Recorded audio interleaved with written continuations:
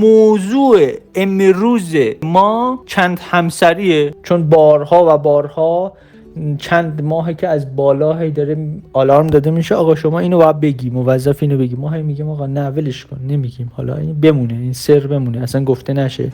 بالا هی میاد آقا بگو، وظیفه شماست بگی. باید بگیم دیگه. اگه که از ملکوت چیزی گفته میشه، عقل کل تشخیصش به تشخیص عقل میانی قطعاً برتر.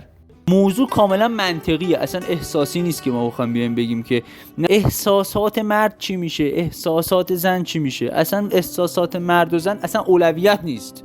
موضوع بحث جهانیه، بحث خلقته. یعنی هدف مهم خلقت که ژنتیک انسانیه، یا مثلا تهش قرار بشریت به خرد آگاهی برسه، ژنتیکش بیاد بالا، در ابتدا جامعه درست شه، همه خردمند شن، همه چیز درست بشه، آریستوکراسی بشه، مدینه فاضله افلاطون شه. فلسفه خلقت صحبت میکنیم. ناراحتی مرد یا زن چه اهمیتی داره این وسط؟ و فقر ملت ناراحت بشه، صبح تا شب پول بدیم به مردم. تو کار درست رو بکنی. ضمن اینکه روان انسان ها با شرایط سازگار میشه. یعنی اگر چند همسری ادامه داشت از صدر اسلام تا الان عادت کرده بودن زنها، یه چیز عادی بود. مثل اینکه تو عربستان اصلا یه چیز عادیه. تو عربستان زنه خودش میره برای شوهرش زن دوم میگیره، خود زنه میره میگیره و این افتخاره. برعکس ایران. من فرهنگا رو میخوام بگم، یعنی شما فکر میکنی بر اساس فرهنگ غلطی که فرض مثال الان در جامعه جهانی هست، میگی که نه، زن برای اینکه خودش عزیز بمونه نمیخواد شوهرش به کسی دیگه نگاه کنه، در حالی که تو عربستان زنه برای اینکه عزیز بمونه میره یه زن دیگه از شوهرش میگیره، اینجوری عزیز میمونه. سه چیزا ذاتی نیست. این که بگیم ذاتاً زن برای اینکه عزیز بمونه این کارو میکنه نیست. تربیت جامعه خودشون نشستن فکر بکنن چی درسته چی غلطه. فقط موضوع این بوده که جامعه چی گفته، جامعه چجوری تربیت کرده، سیستم بردهداری مدرن صلاح دیده که الان تو کدوم کشور چه فرهنگی باشه، همون مهمه بود. اونا هم پیروی میکنن، این بز پیروی میکنن. تو ایران دیگه میگن چند همسری بده، تک همسری. زنای ایرانی هم این بز راست میگه. حقوق زنام چه ربطی به حقوق زن داره؟ چه ربطی به حقوق مرد و زن داره؟ اولا که مسئله الوهیت هست. الان مثلا میگن چند همسری توهین به زنه. چرا؟ هیچ کدومتون میتونید دلیل بیارید که چرا چند همسری توهین به زنه؟ نمیتونید. فقط این باور رو در مغز شما ایجاد کنید که توهین به زنه. بعد ما میایم مثلا منطقی میگیم که اوکی مرده مثلا باید 4 تا زن بگیره. بعد منطقمون استدلالمون مثلا اینه که خب اوکی تولید مثل اینجوری بیشتر میشه. مثلا این بود دارم مثلا قضیه رو. بعد مثلا تعصب و حماقت رو میخوام بگم تو چه حد یک نفر میتونه احمق باشه. میاد جواب میده اگه اینجوریه پس زنه هم 4 تا شوهر کنه. یعنی اصلا کار نداره فلسفه داستان چیه، کار نداره چه هدفی اصلا پشت داستانه، کار نداره چه نتایجی پشت داستانه، چه اثر پروانه‌ای داره، چه قابلیت هایی داره هر کدومش، چه ضرر هایی داره هر کدومش، چه فواید داره. اصلا به هیچ کدوم اینو کار نداره. زن کارایی این رو نداره که با 4 تا مرد سکس بکنه بچه دار بتونه بشه از همشون توی بازه زمانی کوتاه. اگر میتونست با 4 تا شوهر 4 تا تولید مثل در سال انجام بده با یه دونه، فقط یه دونه، اون موقع به زن میگفتن که آقا تو میتونی 4 تا شوهر داشته باشی. هیچ ربطی به برتری جنسی نداره. ولی خب این قابلیت زن داره که سالی یه بار حامله بشه. مرد این قابلیت داره که سالی هر چند تا دلش میخواد مثلا فرض مثال حامله کنه. زن اگه 4 تا شوهر کنه هیچ فرقی نمیکنه، سالی یه بار میتونه زایمان کنه. 10 نفرم اسپرمشون رو بریزن داخل رحم زن، اون با یکی از اینا تولید بچه میکنه. ولی اگه یه مرد 4 تا زن بگیره میتونه سالی 4 بار تولید مثل کنه، ولی اگه 10 تا بگیره میتونه 10 تا تولید مثل کنه. یه دونه بگیره سالی یه دونه میتونه تولید مثل کنه. یعنی تصاعد میخوره به تولید مثل ژنتیک انسان ها. در وهله اول هدف ما اصلاح ژنتیک بشریته. انسان نماها دارن تولید مثل میکنن، زاد و ولد میکنن تا دلشون میخواد. انسان ها نمیکنن، زیاد تمایل به بچه دار شدن ندارن. در نتیجه انسان ها کم میشن، انسان ها منقرض میشن، انسان نماها میمونن. ولی اگر که ما بتونیم بیایم تعداد انسان نماها رو کمتر کنیم یا حداقل تعداد انسان ها رو بیشتر کنیم قشنگ میشه که انسان ها بتونن مدینه فاضله رو تشکیل بدن، انسان نماها هم کنترل کنن در راستای زیباتر شدن جامعه. خب این که هر روز داره نمیدونم یه جا دزدی میشه، یه جا قتل میشه، یه جا نمیدونم تجاوز میشه، یه جا چه میدونم خفتگیری داره میشه، این جیب اونو میزنه، اون نمیدونم کلاه اونو برمیداره. تو جامعه انسان نمان اکثرشون دیگه. نتیجه این که انسان‌ها تولید مثل نکردنه، نتیجه این حسادت برخی از زنان این شده. اصلا موضوع همینو می‌خواستم بگم. محمد 1400 سال پیش اومد اینو گفت، سیستم اومد گفت اوکی پس این انسان‌ها داره تعدادشون زیاد میشه، اینها اگر تعدادشون زیاد بشه انسان‌ها دهن ما رو سرویس میکنن. اومد شروع کرد فرهنگ سازی کردن. یکی از چیزایی که بیرون داد فمینیسم بود. شروع کرد فرهنگ سازی کردن که چند همسری بده، تک همسری خوبه. فرهنگ غربی رو غالب کرد به جهان. چرا این فرهنگو ساختن؟ صوفیه بچه‌دار زیاد نتونه بشه، نسل مومن‌ها و صوفی‌ها و عارف‌ها و خردمندان و انسان‌های کامل زیاد پخش نشه تو این جهان. همه برده بمونن، بتونن جامعه رو با کثافت و خلاف و بی‌ناموسی حفظ بکنن این صاحبان قدرت. فرهنگسازی هم توضیح دادم دیگه، خرد جمعی گفتم آقا ژنتیکی کی پخش میشه مهمه. چند همسری برای نرها جایز نیست که انسان نماهن، برای عارف و صوفی و مومن و اینا جایز هستن. قرآن هم همینو نوشته دیگه، گفته 4 تا زن بگیرید اگر میتونید عدالت رو برقرار کنید بینشون. خب خیلی فرمول ساده است. کی میتونه عدالت رو برقرار کنه؟ کسی که حکمت براش باز شده، کسی که به اصطلاح اثر پروانه‌ای رو میبینه، معنای عدالت رو اصلا میدونه. یعنی باید به عدل در 5 تا مورد اصول دین حتما رسیده باشه، عدالت رو معناشو بدونه. بعد بقیه این آیه رو میخوان فکر میکنن عدالت یعنی برابری. اصلا عدالت برای صوفی یه جوریه که میگه اوکی بعد به این مثلا زنم کم توجهی کنم، به این زنم زیاد توجه کنم. حکمت بر اینه، به این دلیل به این دلیل به این دلیل. برابری قرار نیست باشه. 2 تا دنیا رو متصور شو. ببین کدوم انتخاب میکنی. یه دونه دنیا داریم تک همسریه، چه انسانش چه انسان نماش میتونه یه دونه همسر داشته باشه، هر کدومشون هر چند تا که دلشون میخواد بچه دارن و خب اون انسان‌ها کمتر زاد و ولد خواهد کرد چون آدم فهمیده‌تریه. اون انسان نما بیشتر زاد و ولد خواهد کرد و انسان نماها بیشتر میشن، انسان‌ها کمتر میشن. جهان به گوه کشیده میشه، کثافتی که الان هست روز به روز بدتر میشه، قتل و تجاوز بدتر میشه، جنایت بدتر میشه، بیشتر میشه، دزدی بیشتر میشه، کثافت دنیا رو برمی‌داره و کره زمین هم روز به روز بیشتر آسیب میبینه که بستر زندگی ما هست. این یه گزینه است. ولی همه یه دونه همسر دارن. به جای همه این بدبختی‌ها رو ما داریم، همه این کثافت‌ها رو ما داریم، ولی به جاش یه خوبی که از نظر حالا عوام داریم اینه که یه دونه هر یه مرد یه دونه زن داره. یه دونه دنیای دیگر رو حالا متصور بشیم که توش صوفی‌ها میتونن چند تا زن داشته باشن، عارف‌ها میتونن چند تا زن داشته باشن. ژنتیک هایی که انسانن، حتی شاید صوفی نباشن، عارف نباشن، ژنتیک قوی دارن، ژنتیک انسانی دارن، ژنتیک خفنی دارن، میتونن چند تا زن داشته باشن. انسان نماها یه دونه زن دارن، نهایت یه دونه 2 تا بچه میتونن داشته باشن تو اون دنیا. ولی انسانه صوفیه عارفه 4 تا زن داره، 2 تا زن داره، 3 تا زن داره. ولی عوضش انسان‌ها زیاد شدن، جهان قشنگ شده، فقر تقریبا از بین رفته، هیچکی در گوه و کثافت زندگی نمیکنه، هیچکی دزدی نمیکنه، هیچکی قتل و جنایت و تجاوز نمیکنه، هیچکی خفتگیری نمیکنه. جهان قشنگ میشه، مدیریتش قشنگ میشه، ظاهر شهر قشنگ میشه، همه چیز قشنگ میشه. ارتعاش کره زمین میاد بالا، آسیب کمتر به کره زمین زده میشه، فرکانس بشریت میاد بالاتر، بشریت به خرد و آگاهی میرسه، جامعهش قشنگ میشه، فرهنگش قشنگ میشه، به خرد میرسه، به عرفان میرسه، به فلسفه میرسه، به علم میرسه، همه دانا میشن، همه خردمند میشن، موضوعات مزخرف و پیش پا افتاده حذف میشه، خال زنک بازی ها حذف میشه، آگاهی و خرد جاشو میگیره. ولی همه این خوبی‌ها رو داره. یه بدی که دو جامعه داره، تن همسری آزاده توش. این 2 تا جامعه رو شما متصور شو. اگر اون جامعه رو انتخاب کردی که همه یه دونه همسر داشته باشن توش، ولی همه در کثافت و بدبختی و افسردگی و فلاکت و جهل زندگی کنن، از اینجا به بعد صوتی منو گوش نکن. اگر نه میگه اوکی اون خوبی‌ها رو داره ولی خب اینم چند همسری هم هست ولی جامعه ازش قشنگه، خوشگله، این گزینته، این گزینه انتخاب میکنی، انجابش رو گوش کن، تازه تا دلایل منو بشنوی که چرا ما به اون جامعه میتونیم برسیم از طریق چند همسری و اگر چند همسری نباشه نمیتونیم به اون جامعه برسیم. هرچند تا اینجاش توضیح دادم اوکی و ژنتیک انسان‌ها بیاد بالا، ژنتیک عارف و صوفی و خردمند و انسان کامل و اینا بیاد بالا، ژنتیک انسان نماها کمتر بشه. تکامل بشریت یه طرفه، ضد کمال بشریت یه طرفه. چند همسری به سمت تکامل بشریت میره اگه درست اجرا شه، تک همسری به سمت ضد کمال حرکت میکنه، چون انسان نما خیلی دارن بیشتر بچه دار میشن و حتی اگه انسان ها تمام زورشون برای بچه دار شدن بزنن، با یه همسر بازم از انسان نما نمیتونن جلو بزنن. من دوست ندارم محبت شوهرم مثلا با یکی دیگه تقسیم کنم. اصلا مگه محبت پیروی ریاضیات میکنه؟ ببین دو تا حالت داره، یا تو میای میگی عشق و احساسات و اینا از دلیل و منطق پیروی میکند، یا میگی پیروی نمیکند دیگه. اعتقادی که این دو تا که خب منطقی چه شکلی میشه که اکسیتوسین این با اکسیتوسین اون فرق میکنه و اتفاقا محبت بیشتر ایجاد میکنه. چرا؟ چون تو موادی که داری به بدن میرسه، اکسیتوسین مثلا 50% اکسیتوسین 50% مورفین، بدن دوزش میره بالا، به این عادت میکنه. ولی اگر یه دونه دیگه هم کنارش داشته باشی که 50% مثلا اکسیتوسین باشه، 50% دیگه سروتونین باشه، یه ماده شیمیایی جدید برای مغزت تشکیل میشه. احساست با به این متفاوت از احساست با اون یکی، نه که تقسیم بشه.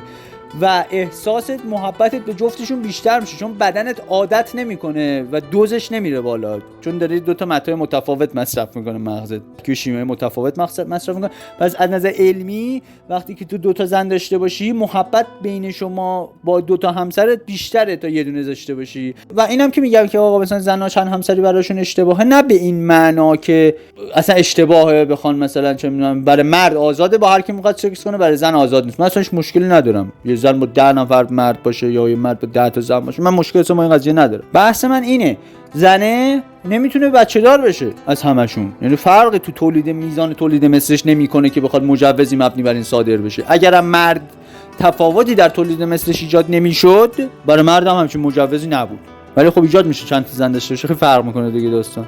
علت این موضوع تولید مثل است و ارتقای ژنتیک است، اصلا بحث لذت و نفس و اینا نیست.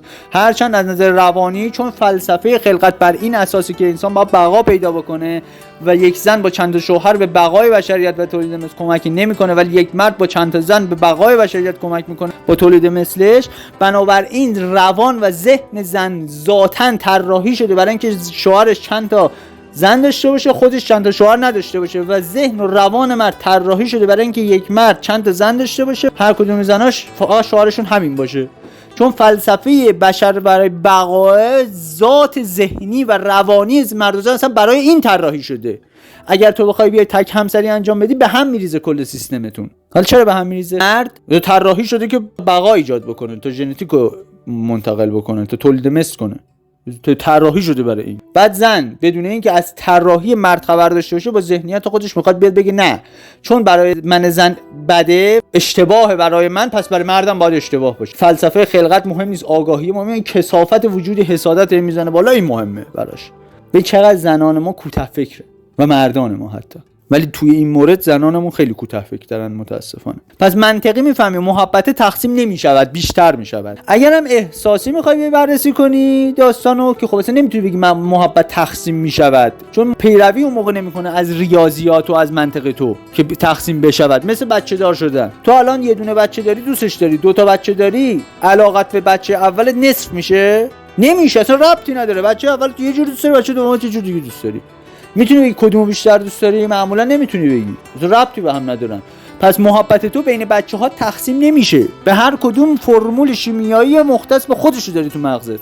فقط توش مثلا سروتونین شاید نباشه، استروژن شاید توش نباشه که تمایل جنسی مثلا به فرزند و اینا نیست، اون جزء انحرافات جنسیه و اصلا جزء ذات بشریت نیست. مثلا همچین چیزای سکس با محارم و اینا اصلا نداریم ما تو بشر، ذات انسان و اشتباهه. پس محبت در خانواده بیشتر میشه. و موضوع اینه که زن افسردگیش خوب میشه. یعنی یکی از دلایل افسردگی زنها تک همسریه، چون هم کارهای خونش بیشتر میشه، مسئولیتش بیشتر میشه، بچه داری سخت‌تر میشه، تنهایی، شوهر سر کاره. طراحی شده که آقا اینا مثلا دو تا باشن، سه تا باشن، چهار تا باشن و به هم دیگه کمک کنن تو بچه داری. دو اینکه احساس رقابت چون درش ایجاد نمیشود، افسردگیش بیشتر میشه. سه اینکه محبت شوهرش بهش کمتر میشود به خاطر عدم وجود تنوع، افسرده میشه. اما اگه چند همسری باشه، یک کمک داره، کاراش کمتر میشه، حوصله‌اش سر نمیره، سرگرمیش بیشتر میشه. دو شوهرش بهش محبت بیشتری میکنه و محبتش بهش کم نمیشه و بیشتر میشه و توجه لازم رو میگیره، در صورتی که در تک همسری به هیچ عنوان نمیتونه توجه لازم رو بگیره، چون شوهرش بهش سرد میشه. مثلا دلیل طلاق همینه. چرا طلاق میگیرن همه؟ چون عاشق هم میشن، بعد اینکه عاشق هم میشن میرن با هم ازدواج میکنن، چون تک همسری تنوع نیست، اون مواد شیمیایی عادی میشه، دوز میره بالا، اینا نسبت به هم دیگه اون علاقه رو ندارن، اون شور و اشتیاق ندارن که عادی میشن برای هم، از هم دیگه خوششون نمیاد، کم کم جدا میشن. این فرمولش مشخصه، ولی تو چند همسری اتفاق نمیفته. قانون خانواده بس قوی میشه. ضعف قانون خانواده به خاطر تک همسریه. چند همسری قانون خانواده رو قوی نگه می‌داره. در انسان نماها که اصلا کلا اصلا سیستمشون جفتگیریه، ازدواجشون فرق می‌کنه. دلیل اینم که زن افسرده نمیشه اینه که هم محبتش داره میگیره، توجه بیشتر داره میگیره، هم کاراش کمتر میشه، هم حوصله‌اش کمتر سر میره، هم تنهایی نمیکشه و هم این که مهمتر از همه اینا یک حس رقابتی درش ایجاد میشه. پس کمتر گیر میده به شوهرش. این خوش نکته مهمه. یعنی مثلا به مرد مثلا میگه مثلا چند همسری میگه نه همین یه دونهش دهن منو سرویس کرده، مغز منو خورده، روح منو سرویس کرده. علتش چیه؟ که من اینجا نوشتم تو متنه، گفتم یه دونه زن زیاده، یعنی نگیری خب بهتره تا یه دونه معمولا بگیری. چرا یه دونه زن زیاده؟ چون زن ذاتن اگر احساس هدفمندی در رابطه نداشته باشه و اون رقابت رو نخواد ایجاد بکنه، نداشته باشه، شروع میکنه به گیر دادن. چون زیاده خواهی ایجاد میشه، تا یه جای زیاده خواهی جواب میگیره، یه جای بعد نمیگیره، گیر میده، قر میزنه، اذیت میکنه، چون کسی نیست باشه رقابت بکنه و میره گیر میده به فامیل، میره گیر میده به جاریش، میره گیر میده به خواهر شوهرش، میره گیر میده به این رقابت‌های فیک برای خودش درست میکنه، چون که رقابت اصلیه رو ازش فرار کرده که باید اون توی روانش طراحی شده که اون رقابت رو داشته باشه تا از زندگیش لذت ببره. از اون رقابت لذت میبره زن ذاتن. که مرد دوتا زن داشته باشه، این میخواد خودش رو تو دل مرد جا کنه، اون میخواد خودش رو تو دل مرد جا کنه، این رقابت بکنن با هم دیگه. این به اینکه اون بالاتر باشه زور میزنه و اونجوری هم خودشون زندگیشون قشنگ میشه، هم شوهرشون زندگیشون قشنگ میشه و تلاش میکنن هی زندگی مشترک رو هی قشنگتر و قشنگتر و قشنگتر کنن تا بهتر باشن و اون زندگی مشترک خیلی قشنگ میشه واقعا. ولی وقتی این نباشه، زن گیر میده، تلاشی برای قشنگ کردنش نمیکنه، چون میگه خب مرد هست که با من فقط و کسی نیست باش رقابتی بکنم. واقعا یک تک همسری میخوان اثر پروانه‌ای رو این چقدر تاثیر داره تو سیستم جامعه. ولی اون رقابته شور و شوق ایجاد میکنه، هدف ایجاد میکنه و زن افسردگی اصلا نمیگیره، چون هدف داره، رقابت داره میکنه، هدف داشته شد افسردگی نمیگیره که. و یکی از مورد تولید مثلی که وجود داره تو بحث تربیت فرزندها، بقیه فکر میکنن مثلا فرزند یه دونه داشته باشی بهتر تربیت میکنه. اصلا اینجوری نیست. دو تا داشته باشی بهتر تربیتش میکنه اتفاقا. چون یه دونه داری، اون اصلا بچه با اجتماع مشکل میخوره کم کم، یعنی اجتماعی تر بار نمیاد. اون باید یه خواهری داشته باشه، برادری داشته باشه، اجتماعی بار بیاد، ارتباط رو یاد بگیره، حرف زدن رو درست یاد بگیره، بازی باید هم بازی داشته باشه تو بچگی. اینا واسه شور و شوق ایجاد میکنه. افسرده بزرگ میشه بچه که تنها باشه، تک فرزند باشه. البته نه انسان نماها هر چقدر بچه داشته باشن بدتر میکنن اوضاع رو. اونا نه، اون یه دونه‌ش هم فرق نمیکنه تو چند تا، همشون ذهنشون خراب است، فرق میکنه. حیوانیت توش اصلا آگاهی نداره، خودآگاهی توش وجود نداره که یه دونه‌اش با 5 تاش فرق کنه. مثل حیوانه دیگه. وقتی صوفی ازدواج میکنه یا انسان کامل ازدواج میکنه یا عارفی مؤمنی چیز ازدواج میکنه، خردمند میکنه اون افراد رو در اونجا. یک مسترمایندی براشون تشکیل میشه، یک ذهن برتری مجموعه تمام ذهن‌های اینا تشکیل میشه، ارتقا پیدا میکنه، ژنتیکاشون روز به روز، فهم آگاهیشون روز به روز، و ببین این فهم آگاهی تو جامعه انتقال میدن، توی رفتارشون انتقال میدن، تو ارتعاششون با در ارتباط با آدما انتقال میدن. انسان ها هرچی بیشتر باشن، رفت آمدشون که تو جامعه زیادتره، ارتعاششون بقیه رو میاره بالا، ولی هرچی کم باشن ارتعاشی ندارن بقیه رو بیارن بالا. هرچی ذهنشون بزرگتر باشه، ذهن جمعیشون بزرگتر باشه، خرد جمعیشون بزرگتر باشه، خب تاثیر بیشتری میذاره دیگه تو جامعه دیگه، تو خردمندی جامعه، تو ارتعاش جامعه، تو فهم جامعه. نکن تربیت فقط فیزیکیه، تربیت بخش زیادش ارتعاشیه، بخش زیادترش ژنتیکیه. وقتی ژنتیک پدرش هست، ژنتیک مادرش خوب باشه، پدرش خوب باشه، اون اصلا بچه خودش تربیت شده هست. ضمن که تو اون ارتعاش و تو اون فضا و تو اون مسترمایند قوی بزرگ شه، چه نابغه ازش تربیت، چه عارف بزرگ ازش تربیت، چه صوفی بزرگ ازش تربیت که تک همسری این قابلیت گرفته، مسترمایند رو اصلا کلا بین برده و اون پتانسیل رو از بین برده که بتونه تو اون پتانسیل فرزند بتونه رشد کنه. اون پتانسیل وجود نداره تو تک همسری. ضمن اینکه اصلاح ژنتیک داره صورت میگیره برای جامعه، ژنتیک برتر داره منتشر میشه. ضمن اینکه اگر انسان نما دو تا زن داشته باشه ایراد داره دیگه. چرا ایراد داره؟ چون چاکراهاشون به هم میریزه. اینا با دو نفر سکس کنه چاکراهاش به هم میریزه، این مشکل متأسف. ولی خب انسان نمای فرقی واسش نمیکنه، یه دونه زن دو تا زن ازدواج نکنه بهتره. چاکراهاشون به هم میریزه چون حفاظ هم نداره دیگه، غیر ارگانیکو از این میگیره با اون یکی هم سکس میکنه، به اونم منتقل میکنه، از اون ایراداشو میگیره به اینم منتقل. اصلا یه چیز خرابکاری میشه، خودش هم همه این کثافتا رو میگیره، اصلا به فنا میرن. و ژنتیک اونا هم که ارتقا نمیتونه بده، ژنتیکشون رو اگه پست باشه، ژنتیک اون بالاتر باشه، ژنتیک اونم میکشه پایین. ولی وقتی یک انسان کاملی، صوفی، چیزی میاد ازدواج میکنه، خب ژنتیکش رو انتقال میده دیگه، نه تو فرزندش که مستقیما ژنتیکش رو ژنتیک همسرش تاثیر میذاره. من اینم بگم 80% ژنتیک مرد روی ژنتیک زن اثر میذاره چون ژنتیک غالبه، 20% ژنتیک زن روی ژنتیک مرد اثر میذاره. بس به همین خیلی مهمه که مرد انسان باشه، خیلی مهمتره تا زن انسان باشه تو بچه دار شدن. مرد انسان باشه زنش انسان نما، احتمال اینکه ژنتیک اون بچه قوی تر باشه بیشتره تا زن انسان باشه مرد انسان نما. در این صورت شاید ژنتیکش پست‌تر بشه. و رو خود طرف هم زنه اگر انسان باشه 20% میتونه ژنتیک شوهرش رو ارتقا بده، مرده اگر انسان باشه 80% میتونه ژنتیک زنش رو ارتقا بده. حالا حساب کن این مرده حالا همسر 4 تا زن گرفته، حالا 2 تاشون انسانن 2 تاشون انسان نمان، همون 2 تا زن انسانه اگه ژنتیک این صوفی بالاتر باشه، همون 2 تایی که انسانن رو میاره بالاتر با ژنتیکشون، همون 2 تایی که انسان نمان رو میاره بالاتر ژنتیکشون، یعنی خود اونا رو هم به خرد میرسونه. یعنی تعداد نفرات بیشتری در همون لحظه خردمند میشن، میتونن از این فضای جهل بیان بیرون، میتونن روح رو بگیرن، میتونن به آگاهی برسن، میتونن به عرفان برسن. و ضمن اینکه اون صوفیه حفاظ داره و برای اون زنها حفاظ ایجاد میشه که ایراداشون ممنوعی منتقل نشه، غیر ارگانیکاشون ممنوعی منتقل نشه، مشکلاتشون ممنوعی منتقل نشه، حفاظ باید داشته باشه. برای همین میگم صوفی عارف، انسان نما این کارو کنه به فنا میرن و بدتر میشه اوضاع. عارف جلوی اینا رو میگیره چاکراها به هم نخوره، مثلا بلد و سیستم.